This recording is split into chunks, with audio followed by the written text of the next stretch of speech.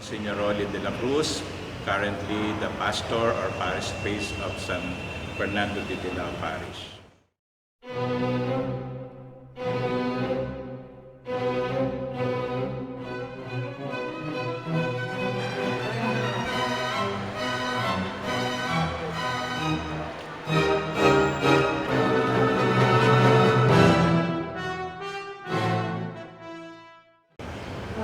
Here are the following questions. Who is Purificación de Nuestra Señora? I think the better question is what? Because the purification is a title, Our Lady of Candelaria or Our Lady of Purification.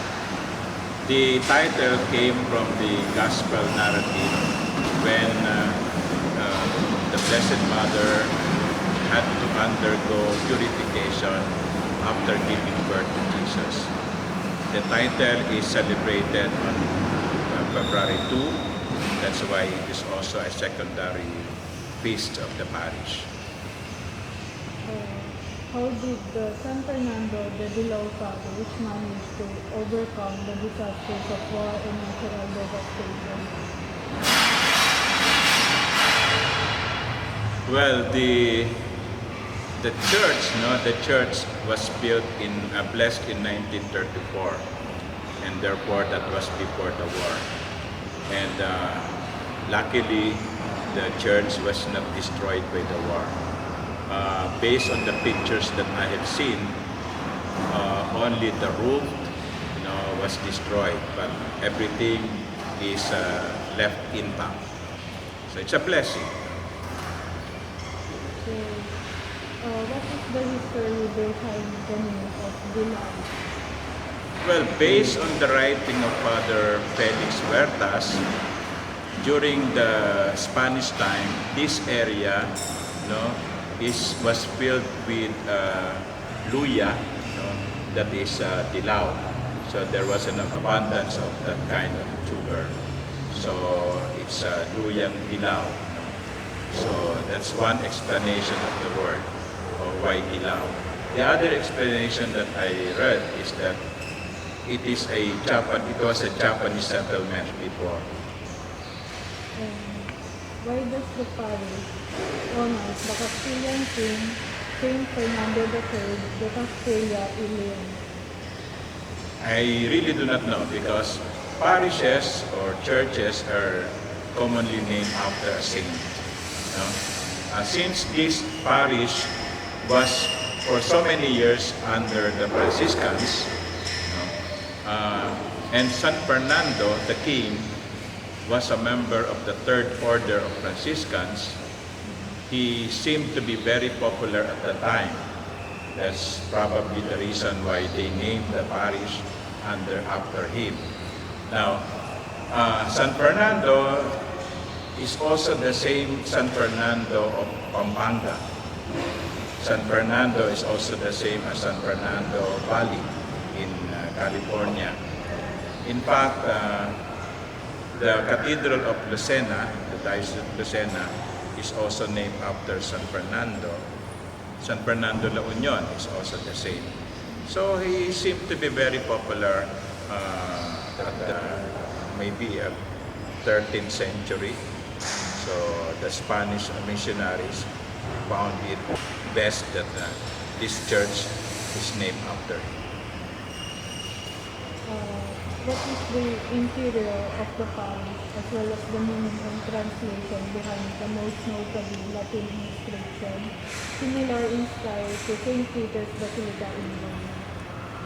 I do not have papers of the design of the church. This was built by the CICM fathers, the Belgians. They built it probably with the Holy Sepulchre in mind. I mean, the image of the Santo Entierro or Santo Sepulcro. Because during the Spanish time, the image or the devotion to our Lord of the Holy Sepulchre was very popular. That's why in the church you can see the design of the Jerusalem cross. So most likely in connection with the devotion to the Renaissance style They're simple, straight lines, no? Walang masyadong elaborate design. Now, the Latin inscription, no, refers to the Bible passage of the presentation of the child Jesus. The one under the dome, that's the words of Simeon, the old man in the Gospel of Luke, which is connected with the presentation of the Lord in the temple. Why is Nuestro Santo Padre Jesus del Sepulcro or Santo Infiero, who the image of the statue of dead Christ encased in a special glass and wood casket as a common icon in Filipino churches? The faith of the Filipino, I could say, is based on two icons. One is the Santo Niño. The Santo Niño is very popular feast among the Filipinos. In fact, you can find images of Santo Niño almost everywhere. The other popular icon of Jesus is the dead Christ, which being processed in all parishes, no, on Good Friday. Now, here in Paco, the devotion to the image of the dead Christ became popular during the Spanish time until now. In fact, the street in front of perpendicular to the church is called Santo Sepulcro Street. So there is not much written document as to why the devotion to the dead image became popular in Paco, but it is. Cannot be denied. Next question. Who is Reverend Father Godofredo Allan Ignacio? What was his contribution to the parish? Father Godofredo, or Father Godo, no, was a CICM priest. This parish was under the CICM fathers until 1984. I am not so sure at what year they arrived here. Maybe between 1909 and 1911. So, but for between that year until 1984, the CICM fathers were the parish priests and also the school director. Now, Father Godofredo was mostly connected with the school. He is considered to be the founder of the school, although one Belgian father came before him that somehow started the school. But for a long time, Father Godofredo was the priest of the school. What is the connection behind the Archdiocese of Manila to San Pedro de Dilao Parish? Well, the parish, San Fernando de Dilao Parish, is under the Archdiocese of Manila. So we belong to the Archdiocese of Manila. Can you say a brief explanation of Archdiocese? An archdiocese or a diocese is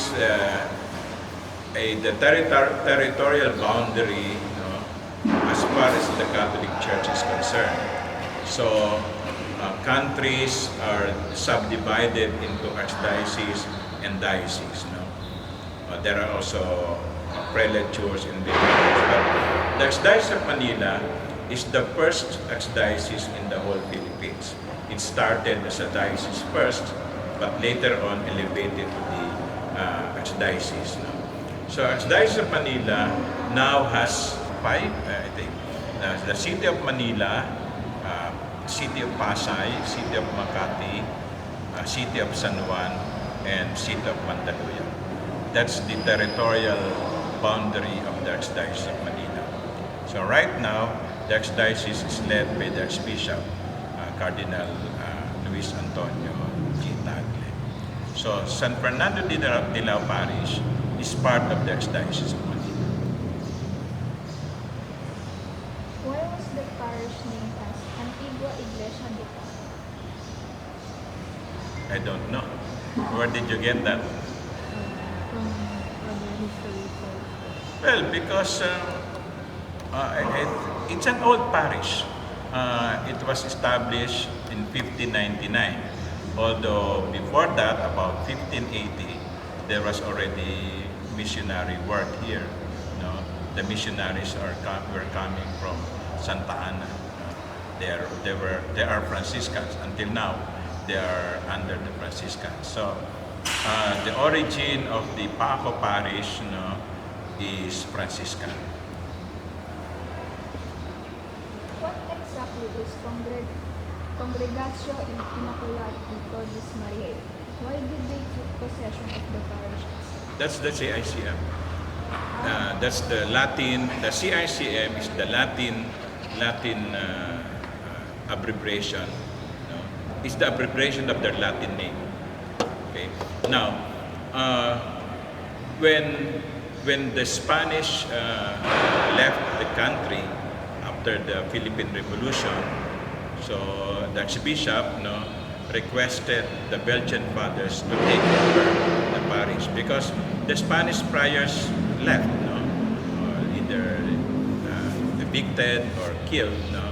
But churches or parish churches did not have any pastor. So the Archbishop had to invite the missionaries from other countries to take over. Is it true that the parish was designated as pro-cathedral on February 7, 2012 of the... No, it's not true.